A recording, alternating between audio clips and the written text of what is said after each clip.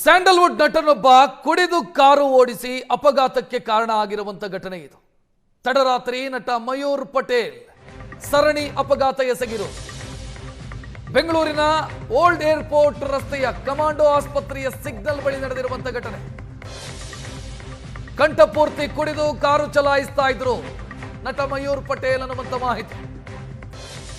ನಿಂತಿದ್ದ ಕಾರಿಗೆ ಹಿಂಬದಿಯಿಂದ ಡಿಕ್ಕಿ ಹೊಡೆದಿದೆ ಮಯೂರ್ ಪಟೇಲ್ ಅವರ ಕಾರು. ಎರಡು ಸ್ವಿಫ್ಟ್ ಕಾರುಗಳು ಮತ್ತೊಂದು ಸರ್ಕಾರಿ ಕಾರು ಚಕ್ಕಂ ಆಗಿದೆ. ಅಪಘಾತದ ಬಳಿಕ ಕಾರು ಮಾಲಕರ ಜೊತೆ ನಟ ಮಯೂರ್ ಗಲಾಟೆ ಮಾಡಿದ್ದ.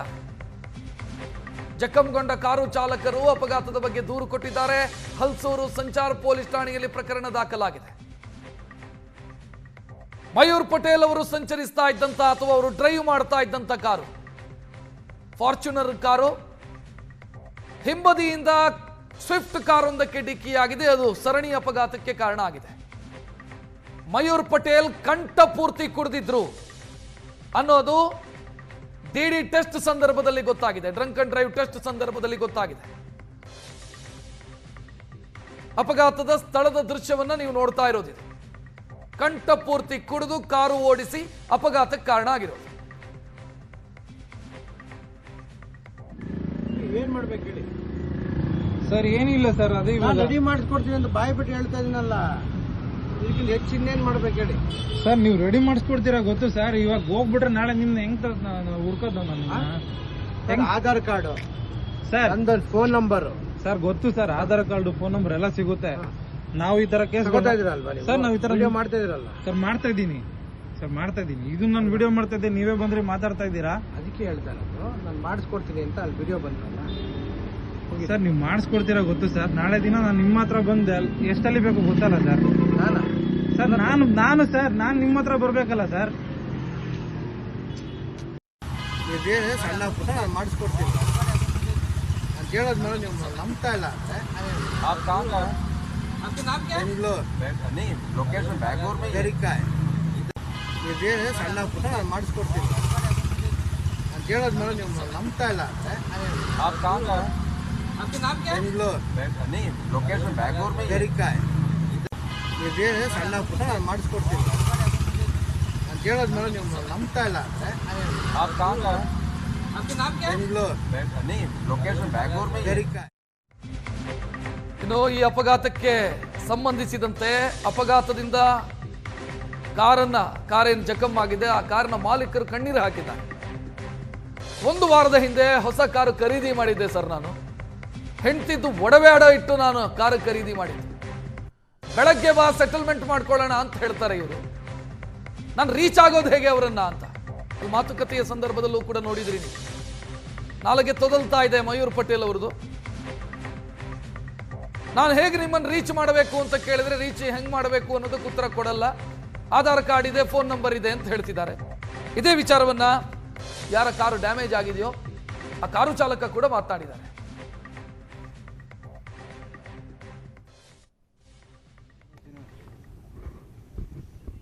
ಶ್ರೀನಿವಾಸ್ ಅಲ್ಲ ನಿಮ್ಮ ಹೆಸರು? ಯಾವ ಏರಿಯಾ ನಿಮ್ಮ? ಸಿಗ್ನಲಲ್ಲಿ ನಿಂತಿದೆ ಸರ್. ಇಲ್ಲಿ ದೊಮ್ಲೂರು ಹಾಸ್ಪಿಟ್ಲ್ ಸಿಗ್ನಲ್ ಹತ್ರ ನಿಂತಿದ್ದೋ. ಬಂದಂಗೆ ಇವ್ರ ಗಾಡಿಗೆ ಹೊಡೆದು, ಇವ್ರ ಗಾಡಿಯಿಂದ ನಮ್ಮ ಗಾಡಿಗೆ ಹೊಡಿತು. ನಾನು ಹೋಗಿ ಗೌರ್ಮೆಂಟ್ ಗಾಡಿಗೆ ಹೊಡೆದೆ.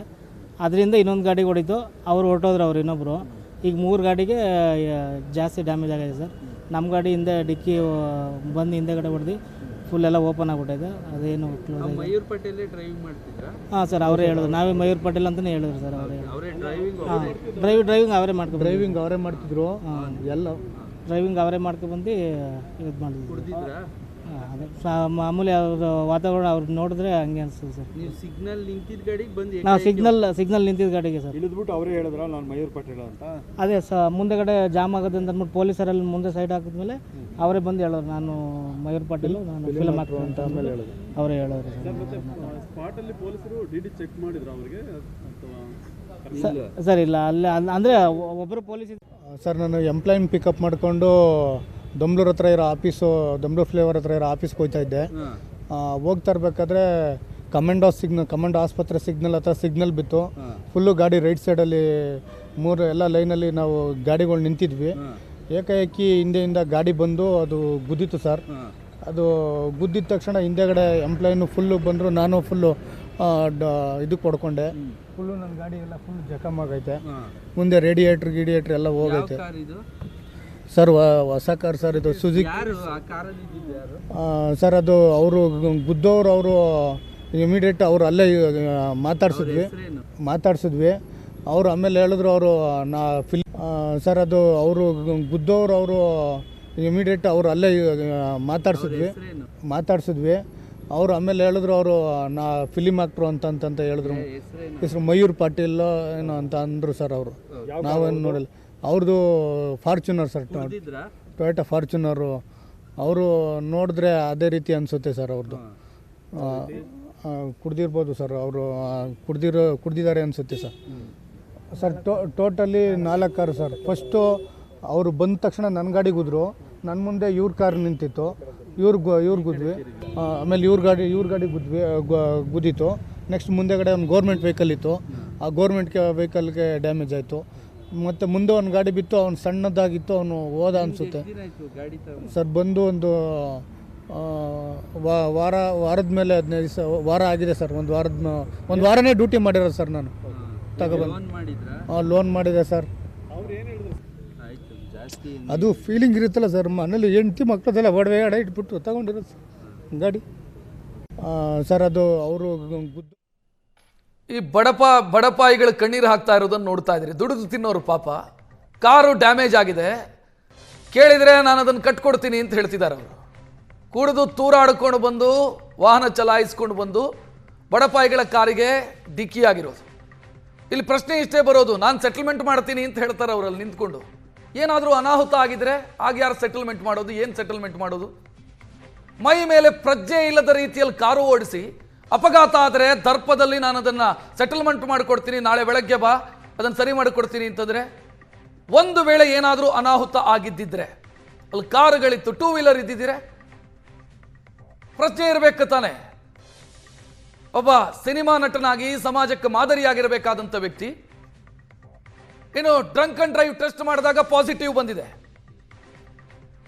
ಡಿ ಟೆಸ್ಟ್ ಮಾಡಿದಾಗ ಪಾಸಿಟಿವ್ ಬಂದಿದೆ ಅನ್ನುವಂಥ ಡೀಟೇಲ್ ಕೂಡ ಸಿಕ್ಕಿದೆ. ಈಗ ಹೆಚ್ಚಿನ ಡೀಟೇಲ್ ನೀಡೋದಕ್ಕೆ ನಮ್ಮ ಪ್ರತಿನಿಧಿ ಕಿರಣ್ಣ ಫೋನ್ ಸಂಪರ್ಕದಲ್ಲಿ. ಕಿರಣ್ಣ, ಅಲ್ಲವ್ರು ಮಾತನಾಡಿದ್ದನ್ನು ಗಮನಿಸಿದೆ ನಾನು, ಸೆಟಲ್ಮೆಂಟ್ ಮಾಡ್ತೀನಿ ಅಂತ.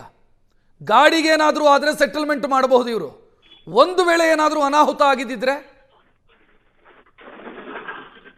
ಖಂಡಿತ ರಕ್ಷತ್. ಏನಂದ್ರೆ ಮುಖ್ಯವಾಗಿ ಹಲ್ಸೂರು ಪೊಲೀಸ್ ಠಾಣಾ ವ್ಯಾಪ್ತಿಯಲ್ಲಿ ಬರ್ತಕ್ಕಂತ ಘಟನೆ ನಡೆದಿರ್ತಕ್ಕಂಥದ್ದು. ಇಲ್ಲಿ ಮಯೂರ್ ಪಟೇಲ್ ಏನಿದ್ದಾನೆ, ಸ್ಯಾಂಡಲ್ವುಡ್ ನ ನಟ ಆಗಿರ್ತಕ್ಕಂಥ ಮಯೂರ್ ಪಟೇಲ್ ಕುಡಿದು ಸರಣಿ ಅಪಘಾತ ಮಾಡಿದ್ದಾರೆ. ಇಲ್ಲಿ ಮುಖ್ಯವಾಗಿ ಆ ಮಯೂರ್ ಪಟೇಲ್ ಹೊಡೆದಿದ್ದ ಫೋರ್ಸ್ಗೆ ಹೊಸ ಗಾಡಿಯ CNG ಅಂದ್ರೆ ಗ್ಯಾಸ್ ಓಪನ್ ಆಗಿದ್ರೆ ಬ್ಲಾಸ್ಟ್ ಆಗೋ ಚಾನ್ಸಸ್ ಇತ್ತು, ಮತ್ತೆ ದೊಡ್ಡ ಅನಾಹುತ ಆಗ್ತಾ ಇತ್ತು ಅನ್ನೋ ಮಾಹಿತಿಯನ್ನ ಪೊಲೀಸರು ಹೇಳ್ತಾ ಇರ್ತಕ್ಕಂಥದ್ದು. ಮಯೂರ್ ಪಟೇಲ್ ಕುಡಿದು ಅಮಲಿನಲ್ಲಿ ರಾತ್ರಿ 10 ಗಂಟೆಗೆ ಅಪಘಾತ ಮಾಡ್ತಾರೆ.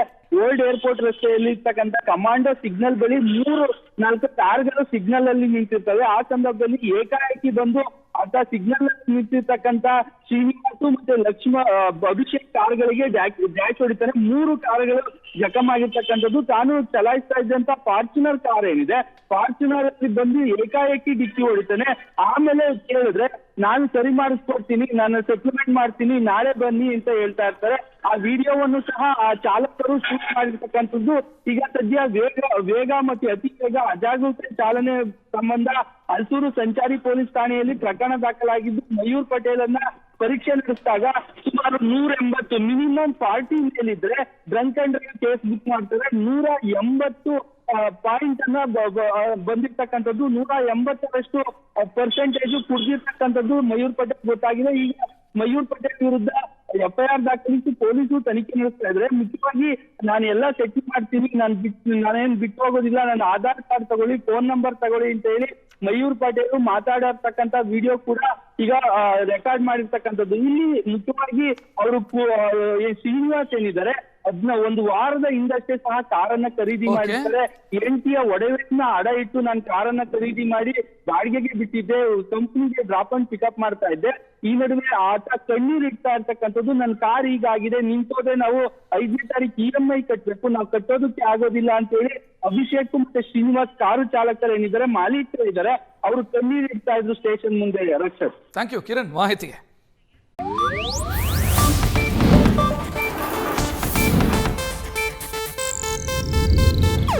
ಇದು ಏಷ್ಯಾನೆಟ್ ನ್ಯೂಸ್ ನೆಟ್ವರ್ಕ್ ಪ್ರಸ್ತುತಿ.